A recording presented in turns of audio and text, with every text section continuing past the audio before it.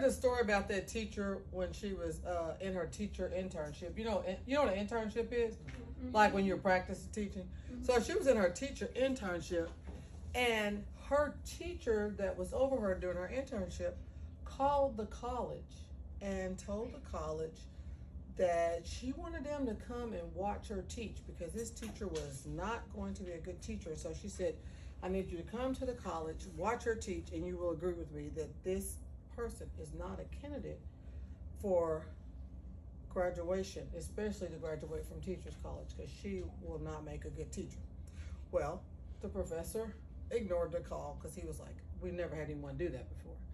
And after about 3 calls, professor was like, okay, I'm going to go to the school and watch her teach and see if this teacher is really telling the truth.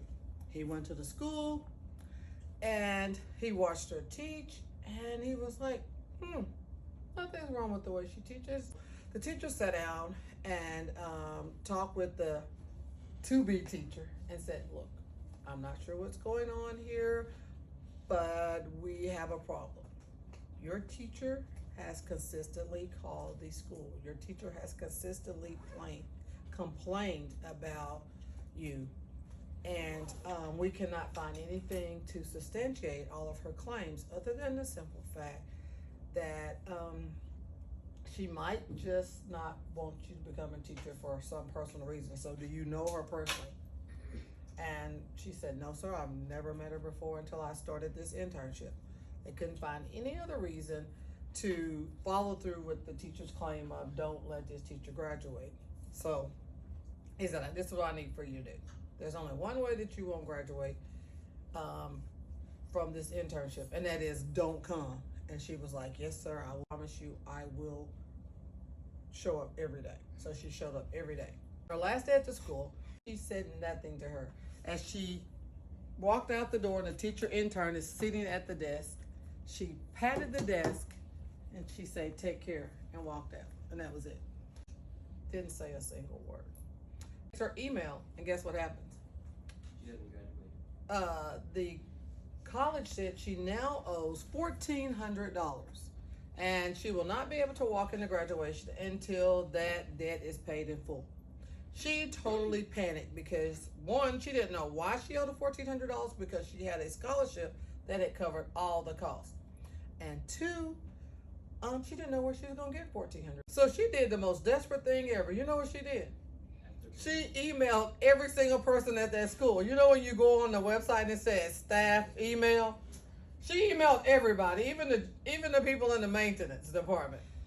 And so the guy in the registrar's office, which that's the person who registered you for school and stuff, contacted her. He's like, ma'am, I understand your frustration and we want you to graduate, but please stop emailing everyone at the school. And she said, well, I don't know what else to do. Someone has to help me figure this out. I had a scholarship that paid all of my college. It was paid in advance. So why now do I owe $1,400? No one in the business office can tell me. No one in financial aid can tell me. What am I to do? And so finally she stopped and she thought about it. And she went back and she found an email a year prior. And the email had said that tuition was going to increase by 10%.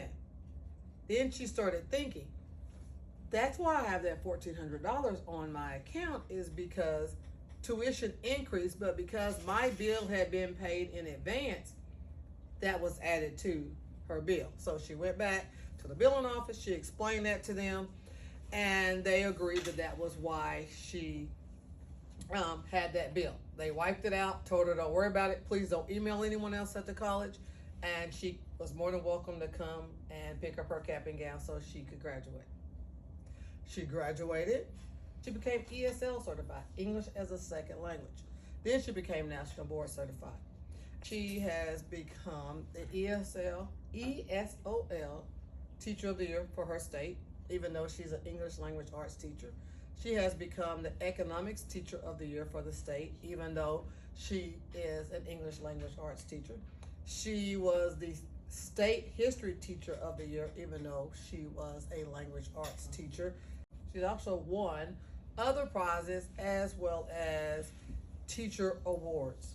And most notably, she recently was selected to become the distinguished graduate of the college that she graduated from. Told them that she what? Wasn't a good teacher. She was not going to be a good teacher. Do you know who I'm talking about? Yourself.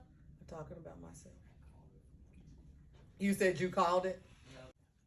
On Friday, I will not be here because I will be getting an award, distinguished graduate from my college. Thank you. Good job, Miss Karen. So, I just don't like teaching. I absolutely love teaching.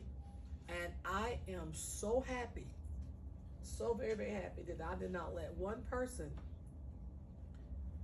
determine my destiny.